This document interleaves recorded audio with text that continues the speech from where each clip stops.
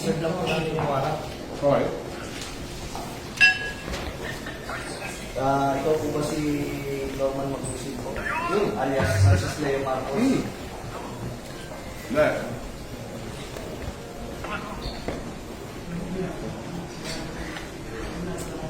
Okay.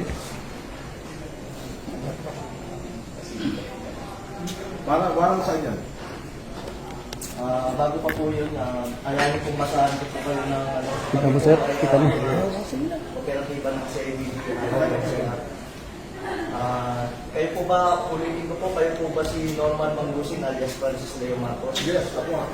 Kayo ay aming inaaresto sa bisa ng warrant of arrest na issue ng RTC Branch 294 Paranaque City for violation of unjust fixation under Article 287 of Revised Penal Code as amended in relation to Section 6 of RA 10175.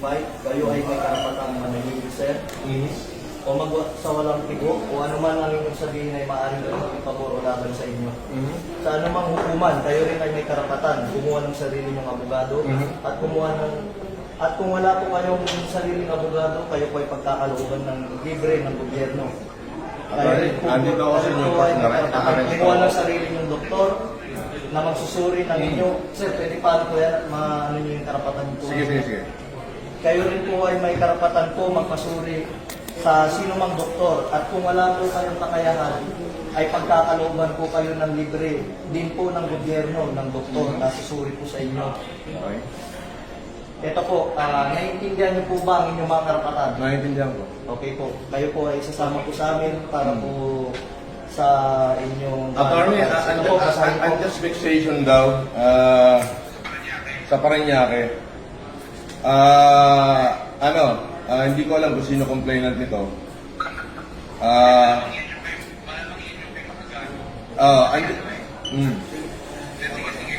Andito ako sa Newport, ina-arresto na nila ako, sasama ako ngayon, hindi ko natatapusin itong pagkain ko.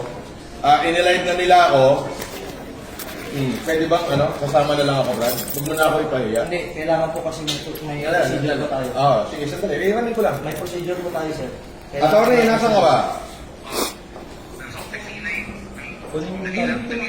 Oo, kailangan bilan nyo na ako rito.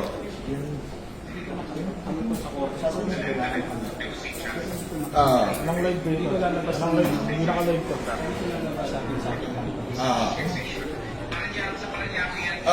Sandali lang, kausapin ko lang abogado ko. Sa Paranaque, eto, binibidyoan na ako rito. Ewan ko kung may vlogger dito. Wala. Vlogger dito. Andito na. May warrant, 120,000 yung bill, 12 counts of unjust fixation. Ano?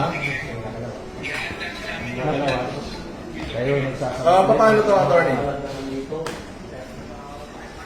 Andito naman pala, tinitigilan pa kami.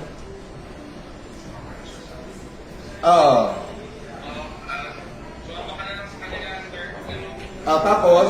Pwede po kayong kasuhan ng obstruction of justice, Sige, please.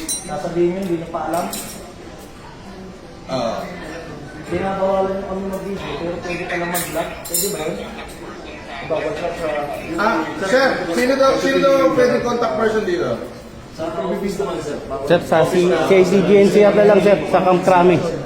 Nakasad yun. Bawat CIDG-NCR Karame. So, doon ako dadalhin sa CIDG-NCR Yes, sir. Karame. Yun nga po. So, dadalhin daw ako sa CIDG-NCR Karame.